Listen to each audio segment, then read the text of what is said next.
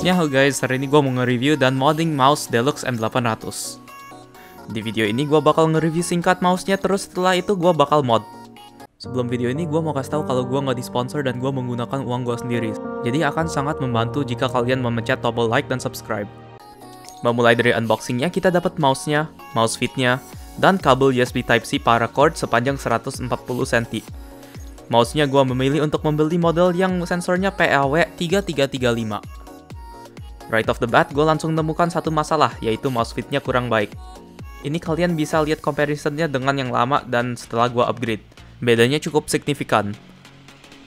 Selain itu, gue juga merasa jika clicks-nya agak berat, karena dia menggunakan KLGM Red 4.0. Pas gue coba balance mouse-nya, dia cukup front heavy juga. Tetapi semua masalah ini kita bisa memperbaiki dengan nge-mod mouse-nya. Yang gue sangat suka dengan mouse ini itu beratnya, yaitu hanya di 70 gram.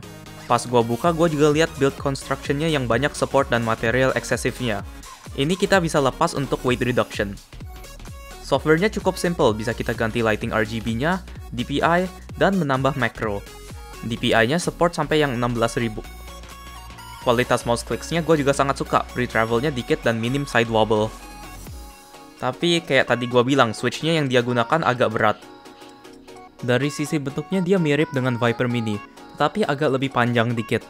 Masih nggak sepanjang Viper yang biasa, jadi ya di tengah-tengahnya lah Viper Mini dan Viper yang biasa. Untuk battery life-nya dia 500 mAh, dan sampai gua membuat script ini masih belum gua perlu recharge. Untuk gua udah pakai kurang lebih 5 hari, 10 jam sehari. Lighting RGB-nya dia ada di 3 lokasi, scroll wheel, logo, dan side glow di daerah palm-nya. Side grip-nya texture tapi bahan plastik tanpa coating karet. Ya udah, itu review singkat gua untuk mouse ini. Sekarang langsung ke modnya ya. Di mouse ini bakal gua ganti baterainya, ganti mouse fit-nya, membuat bolong weight reduction, dan merepaint case-nya. Pertama kita perlu disassemble mouse-nya. Ada 2 baut di sisi belakang mouse di bawah mouse fit-nya. Lepas 2 baut ini dan setelah itu kita bisa memisah top housing dan bottom housing mouse-nya dengan cara mencongkel sisi belakang mouse-nya di daerah diffuser strip belakangnya. Dan pelan-pelan melepas daerah depannya. Mouse ini menggunakan sistem clip-on, jadi hati-hati untuk tidak mematah klipnya. Setelah top dan bottom housing terpisah, kita bisa melepas PCB dari bottom housingnya dengan melepas 4 baut di PCB-nya, dan ada 2 baut di bawah baterainya. Jika kalian hanya merencana untuk mengganti mouse fit-nya, atau baterai dan switch-nya, gak usah kalian membongkar top housing-nya. Hanya perlu kalian bongkar jika kalian rencana untuk merepaint mouse-nya atau membolongkan case-nya untuk weight reduction. Untuk membongkar top housing, kita bisa melepas back cover-nya dengan melepas 4 klip yang menahannya ke frame. Terus mouse click bisa kita lepas dengan mengeluarkan 1 baut di setiap kliknya, dan melepas klip yang menahannya, terus tinggal ditarik ke depan. Button DPI bisa kalian lepas dengan melepas 1 klip yang menahannya. Dengan mouse-nya disassembled, kita bisa memulai mod pertama, yaitu untuk mengganti mouse fit-nya. Karena bottom cover mouse ini tidak rata, kita perlu mengamplas bawahnya sampai rata biar bisa kita menggunakan mouse fit merek lain. Di sini gua menggunakan Tiger Arc Hyperglides untuk G304. Biar rapi, kalian menggunakan amplas grid 400.